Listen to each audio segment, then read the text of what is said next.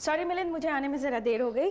ये शो तो कहीं शुरू नहीं हो गया अपना? नहीं नहीं नहीं नहीं, आपके आए बगैर थोड़ी शो शुरू कर सकते हैं हम। अच्छा। वैसे लेकिन हमेशा जल्दी मैं ही आता हूँ। आप जल्दी आते हैं हमेशा? हाँ। अच्छा ठीक है, मान लेती हूँ, क्योंकि आपको तैयार होने में ज़्यादा वक्त नहीं लगता और मुझे ज़रा सजने संवरने में वक्त लग जाता है। तो फिर मैं अपना शो की शुरुआत कर देती हूँ। बिल्कुल बिल्कुल। तो अफशां आप सभी के सामने फिर से एक बार हाजिर है हर दिल अजीज का इस एपिसोड को लेकर। आदाब। आदाब। कहाँ से शुरुआत करें, बताइए। बस आज की जो पहली डिश है, मुझे पता है आपको बहुत पसंद आएगी वो। बताइए कौन सी है? क्योंकि आप फिश पसंद करती है। हाँ। और ये जो प्रिपरेशन है वो एक तंदूरी फिश की प्रिपरेशन है। उसका नाम है तंदूरी चटनी पॉम्फ्रेट। वाह। तो आपके घर में तंदूर ना हो तो कोई बात नहीं, इसको मैं भी आज आपके लिए एक ओवन में पकाने वाला हूँ। तो आइए देखते हैं कि इस ओवन में पकने वाली तंदूरी चटनी पॉम्फ्रेट के लिए हमें क्या चाहिए। तंदूरी चटनी पॉम्फ्रेट बनाने के लिए हमें चाहिए एक पॉम्फ्रेट करीब 300 से 400 ग्राम वेट की, और उसे मैरिनेट करने के लिए 1 चम्मच नमक और 1 नींबू का रस। चटनी के लिए 3 हरी मिर्चें, 2 बड़े चम्मच हरा धनिया, 5 से 6 लहसुन, 1 इंच अदरक और 2 बड़े चम्मच पुदीने के पत्ते कटे हुए, और हल्का सा तेल मच्छी को ऊपर से लगाने के लिए। तो अफशा, ये जो पॉम्फ्रेट है बढ़िया सी 300 या 400 ग्राम की करीब की एक पॉम्फ्रेट हमने ली है। पॉम्फ्रेट फिश है। आप भी हो सके तो ऐसी कोई मीडियम साइज की फिश लेना, मतलब कोई बड़े फिश के पीस काट के फिर वो मजा नहीं आएगा। ये पॉम्फ्रेट या छोटे साइज की रेड स्नैपर मिल जाए तो उसकी प्रिपरेशन है ये।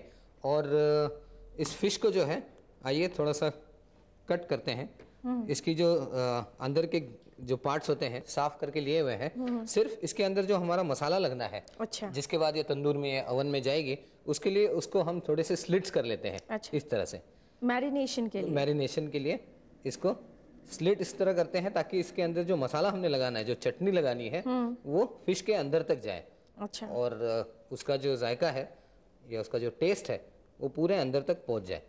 इसलिए स्लिट्स देने हैं, अच्छे डीप स्लिट्स देना, जो कि फिश की जो सेंटर बोन है वहां तक आपकी नाइफ चली जानी चाहिए।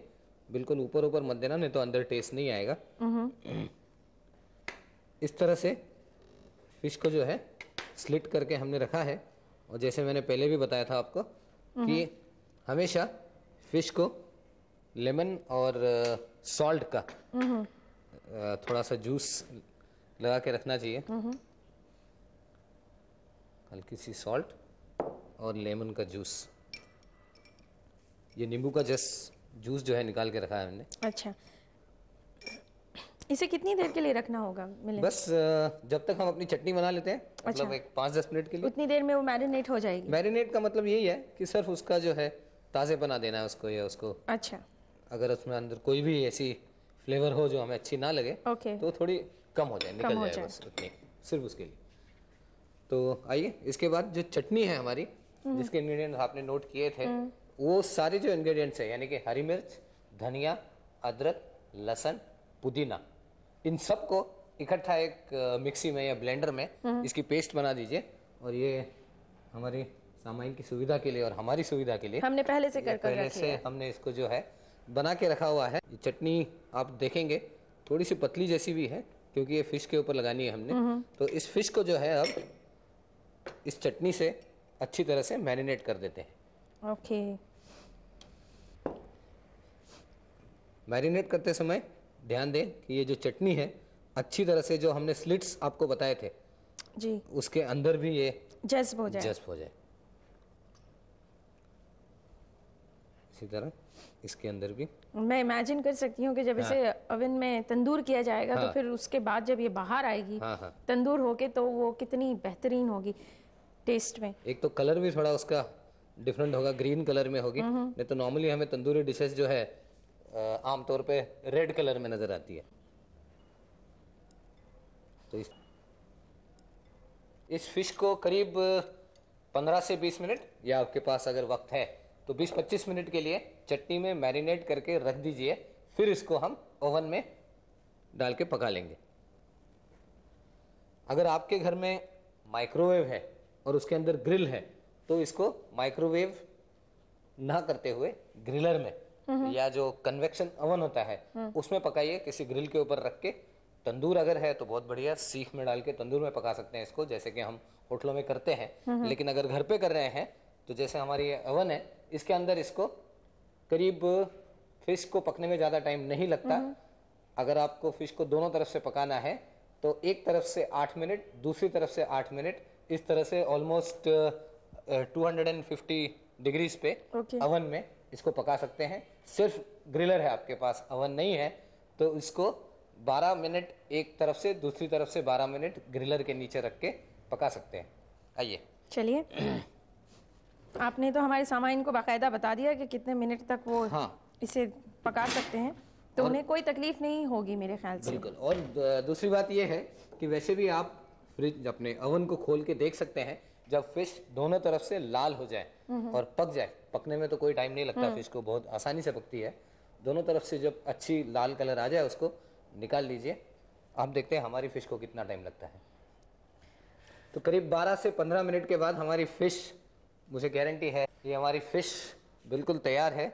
आइए इसको थोड़ा सा डेकोरेट करके प्रेजेंट करते हैं। नॉर्मली कोई भी तंदूरी जब प्रिपरेशन होता है तो उसके साथ प्याज के लच्छे खाने का अपना ही मजा होता है।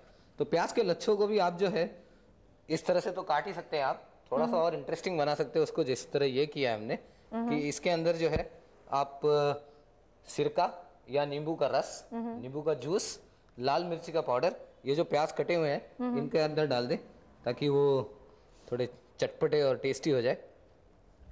ये तो देखकर ही मुंह में पानी आ रहा है। और ये है आपकी तंदूरी चटनी पॉम्फ्रेट, गर्मा गर्म तैयार खाने के लिए। इतनी बेहतरीन खुशबू आ रही है इसकी कि मुझे पूरा यकीन है कि आप लोगों तक भी इसकी खुशबू पहुंच रही होगी। तो इसी के साथ लेते हैं एक छोटा सा ब्रेक, लेकिन आप लोग वहीं रहिएगा, कहीं जाइएगा मत, तब तक मैं इसे टेस्ट करती हूँ। Welcome back after the break. और मिलिंद, चले आगे हम? बिल्कुल। एक अगली डिश जो है वो खास पंजाबी, बिल्कुल कपूरथले से आई है लगता है, और वो डिश है, कोई भी पंजाबी आदमी उसको सुन लेगा तो बहुत खुश हो जाता है कि पंजाबी पकौड़ी कढ़ी। वाह क्या स्वाद, ऐसे बोलते हैं सब। तो ये पंजाबी पकौड़ी कढ़ी कैसे बनाती है देखते हैं। प्लीज अच्छी तरह से नोट डाउन कर लीजिए। इस ऑथेंटिक पंजाबी पकौड़ी कढ़ी बनाने में काफी सारे इंग्रेडिएंट्स जाते हैं, ठीक से नोट कर लीजिए और देखिए क्या क्या जाता है इनमें। पंजाबी पकौड़ी कढ़ी बनाने के लिए आइए देखते हैं। सबसे पहले कढ़ी में क्या जाएगा। 250 ग्राम दही, करीब 1 बड़ा चम्मच बेसन, 1 बड़ा चम्मच मक्की का आटा, 1 टीस्पून सौंठ का पाउडर, आधा टीस्पून हल्दी और थोड़ा सा नमक।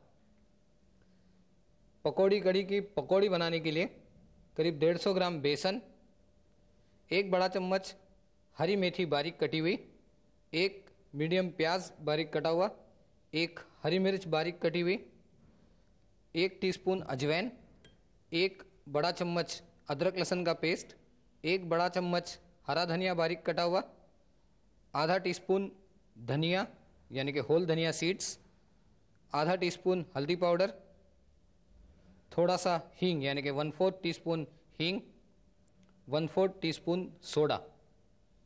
पकौड़ी कढ़ी को तड़का देने के लिए हमें चाहिए होगा 2 बड़े चम्मच देसी घी या असली घी, 1 चम्मच जीरा, 10 से 12 करी लीव्स, 1/4 टीस्पून हींग, 1/4 टीस्पून मेथी सीड्स, 1/4 टीस्पून धनिया seeds and half tea spoon यानी कि आधा चम्मच रेड चिली का पाउडर। तो पंजाबी पकौड़ी कढ़ी के लिए सबसे पहले जो कढ़ी हमारी बनने वाली है, आपने देखा कि इंग्रेडिएंट्स कितने लंबे चौड़े हैं, कढ़ी के अलग हैं, पकौड़ी के अलग हैं और तड़के के अलग हैं। तो पहले कढ़ी के लिए एक बोल में दही ले लेते हैं। अच्छा।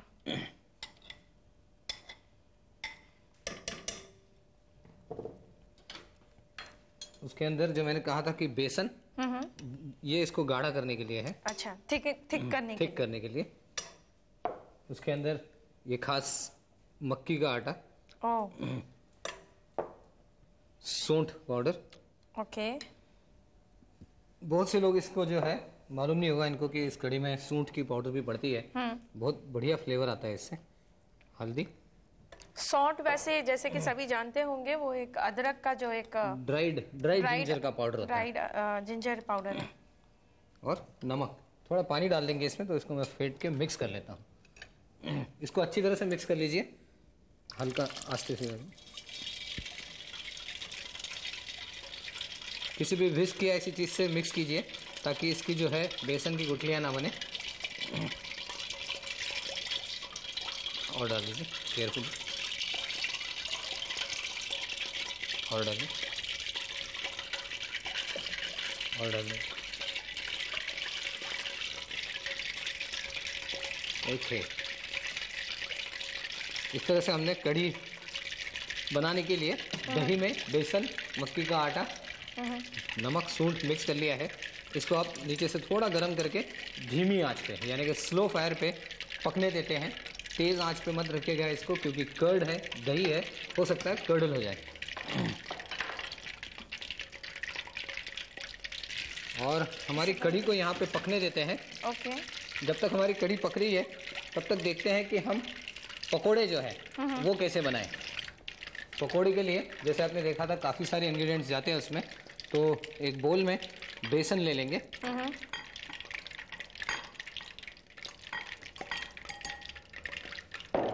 बेसन के अंदर बारीक कटी हुई हरी मेथी, यानी कि मेथी के जो पत्ते होते हैं इसको बारीक काटा हुआ है। इसके बाद प्याज बारीक कटा हुआ, हरी मिर्च, एक अजवाइन डालेंगे इसमें हम। ओके। उसको बीच बीच में हिलाते रहिएगा। चला देती हूँ मैं। फिर अदरक लहसुन का पेस्ट। इस किस्म से पकोड़े बहुत कम लोग बनाते होंगे जिसमें इतने सारे इंग्रेडिएंट जाते हैं, लेकिन जब इसको आप चखेंगे तो वाकई आपको इसका मजा आएगा। वाह। वैसे भी आपने कहा ये ऑथेंटिक डिश है, तो जाहिर है कि ये सब तो उसमें जाना बिल्कुल जरूरी है। हरे धनिया के बाद मैंने डाला इसमें लाल मिर्च का पाउडर, फिर होल धनिया सीड्स आधा चम्मच, हल्दी आधा चम्मच, 1/4 टीस्पून हींग और 1/4 टीस्पून सोडा। सोडा इसलिए कि थोड़ी सी हमारी पकौड़ी जो है वो बढ़िया सी फूल जाए। और ऑफ कोर्स नमक। इसको ठीक तरह से मिला लेते हैं इसको।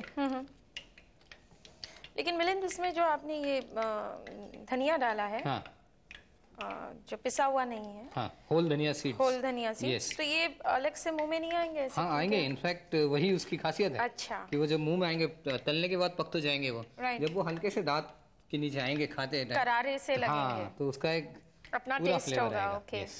थोड़ा सा अब अभी पानी दे दीजिए, मैं डाल देता हूँ। आप कढ़ी को चलाते रहिए। हाँ बिल्कुल।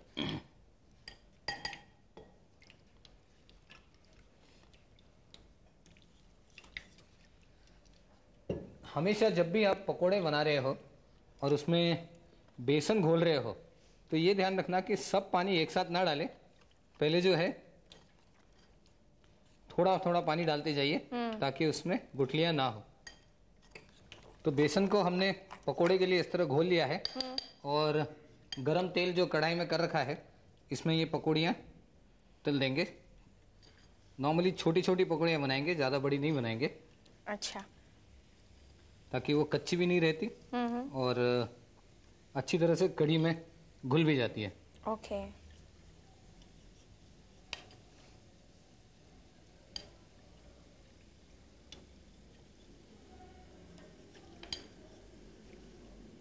फ्राइंग स्पून देंगे या थोड़ा आपको चलाना पड़ेगा इसको।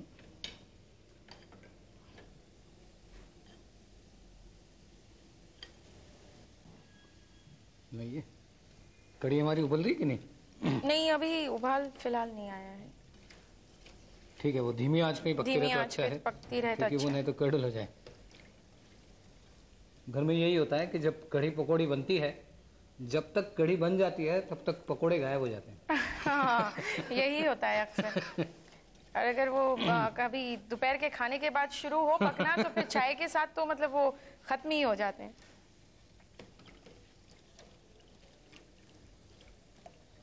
तो इसे हम क्या करेंगे अभी मिलन? इसको हम जैसे ये थोड़े गोल्डन हो जाएंगे जी, इनको निकाल लेंगे और जब कढ़ी हमारी बन जाएगी, तड़का दे चुके होंगे उसको हम, तो बिल्कुल एंड में उसको कढ़ी के अंदर छोड़ देंगे। अच्छा, मतलब जितनी देर से हो सके फुल्कियों को कढ़ी में डालेंगे, नहीं तो बिल्कुल मैश हो जाती है। और क्या होता है, अक्सर आपने देखा होगा जब जहाँ पे बड़ी क्वांटिटी में या कोई खाने पे हम जाते हैं, बूफे होता है, कढ़ी पकौड़ी होती है, क्या हो जाता है कि वो पकौड़ी जो है इतनी कढ़ी को पी लेती है कि कढ़ी बिल्कुल गाढ़ी हो जाती है, कम पड़ जाती है। सही है। तो ये पकोड़े जैसी गोल्डन हो जाते हैं, निकाल देते हैं इनको टिश्यू वाली पेपर पे। मिलिंद, आपके पकोड़े तैयार और मेरी ये प्लेट तैयार। क्या कोऑर्डिनेशन है खाने के लिए। लगता है ये आज भी पकोड़े बचेंगे नहीं कढ़ी होने तक। हाँ, ऐसे ये कुछ बात आसार सही नजर आ रहे हैं लेकिन मैं इतना कह सकती हूँ कि ये सिर्फ मैं अकेले नहीं खाऊंगी, यहाँ काफी सारे लोग बैठे हुए हैं। अच्छा, तो आइए कढ़ी को थोड़ी देर के लिए गर्म कर लेते हैं। गर्म तो थी है लेकिन उसमें उबाल नहीं आया था, इसलिए अभी गाढ़ापन नहीं आया है उसमें। जैसे उबाल आ जाएगा एक, उसमें वो गाढ़ी होनी शुरू हो जाएगी। तो इसको एक उबाल आने तक हम इसे चलाते रहते हैं, थोड़ा इंतजार करते हैं। तो जब तक इस कढ़ी में उबाल आ रहा है, हमारे सामाइन से हम कहते हैं कि हम एक छोटे से ब्रेक के लिए जा रहे हैं, लेकिन अभी जल्दी से आ जाएंगे, कहीं जाइएगा मत प्लीज। आना शुरू हो गया ना मिलिंद, हल्का सा। तो इस कढ़ी में तो उबाल आ गया है और हम भी आ गए हैं आपके सामने फिर से एक बार। तो मिलिंद, जहां हमने छोड़ा था इसे वहीं से शुरुआत करते हैं। बिल्कुल, ये कढ़ी में उबाल जो है जैसे आपने कहा आ चुका है, और इसको जो है फिर से मैं गैस शिफ्ट कर देता हूँ इसका, क्योंकि अब हमने इसको तड़का देना है। इसको थोड़ा ऑन कर दीजिए आप बस। ओके। और धीमी आंच पे उसको होने दें, हम पकने देते हैं। तब तक तड़का जो हमने कहा था इसको देना है जी, तड़का बना लेते हैं इसका। ओके। और तड़का आपको ये पकड़ना पड़ेगा। पकड़ लूंगी मैं। तो तड़के के लिए एक छोटा बर्तन गरम करते हैं और उसके अंदर जैसे मैंने कहा था देसी घी ले लेते हैं कि हम देसी घी का तड़का देंगे। तो वाह भाई वाह हो जाएगी फिर। हाँ, तो कढ़ी की बल्ले बल्ले हो जाएगी। हाँ। तेल गरम होते ही हम उसमें जीरा डालेंगे। घी है ये तो असली घी है। आप मुझे चेक तो नहीं कर रहे थे कि मैं कहीं आपको पकड़ती हूँ या नहीं? नहीं। कई बार ये ऐसा करते हैं मेरे साथ, गुगली फेंकते हैं और फिर मुझे याद दिलाते कहते हैं कि आपने मुझे पकड़ा नहीं, तो इसलिए मैंने सोचा कि इस असली घी में जीरा डाल देते हैं। हाँ। और जीरा जैसे ही क्रैकल हो जाए लगे, हाथ संभालना आपका जी, दूर हो जाऊं। उसमें करी पत्ता डालेंगे, हींग डालेंगे, मेथी सीड्स डालेंगे और धनिया सीड्स डाल के थोड़ा सा रेड चिली डाल के आप इसको डाल सकती हैं कढ़ी के अंदर। ओ अच्छा, चलिए डाल दीजिए। Yes, very nice. तो ये हमारी कढ़ी तड़के के साथ आपके सामने हाजिर है। तो इस कढ़ी को तड़का देने के बाद फिर से थोड़ी देर गैस पे चढ़ाते हैं और उसमें जो थोड़ी नमक की कमी है उसको पूरा कर देते हैं। और अब इसमें डाल देते हैं ये फुल्कियाँ, हमने जो अच्छा फुल्कियाँ कहते हैं। हाँ, ओके। यूपी की तरफ जो है वो फुल्की कहते हैं। ओके, तो जो पकोड़े हमने बनाए थे उसको कढ़ी में डाल देते हैं। तो पकौड़ियों से ये कढ़ी अपने आप थोड़ी गाढ़ी हो जाएगी और वैसे भी ये थोड़ी उबलती रहेगी, इसमें तो गाढ़ी होगी। एक उबाल देने के बाद इसको हम किसी अच्छे से बर्तन में या हांडी में इसको निकाल लेंगे, फिर उसके बाद उसे गार्निश भी करेंगे और फिर खाएंगे भी उसको। और कढ़ी पकौड़ी, खास करके जो पंजाबी पकौड़ी कढ़ी है, उसका जो लुत्फ है वो चावल यानी कि स्टीम्ड राइस हो गरम गरम उसके साथ आता है। उसके साथ कोई बिरयानी पुलाव किसी चीज की जरूरत नहीं, किसी चीज की जरूरत नहीं। वाकई वैसे मिलिंद, मुझे ऐसा क्यों लग रहा है कि ये डिश मैंने बनाई है? अच्छा, हाँ, चलो बढ़िया। रेसिपी आपकी है, हाँ, लेकिन बनाई मैंने है। हाँ, तो ऐसी है, मैंने काफी मिला कुछ के बनाया है। बिल्कुल मिलजुल कर बनाया है। मेहनत बहुत की है आपने। तो आइए इसको एक बोल में उतार लेते हैं। अच्छी तरह से फूल गई है, गर्म हो गई है एकदम।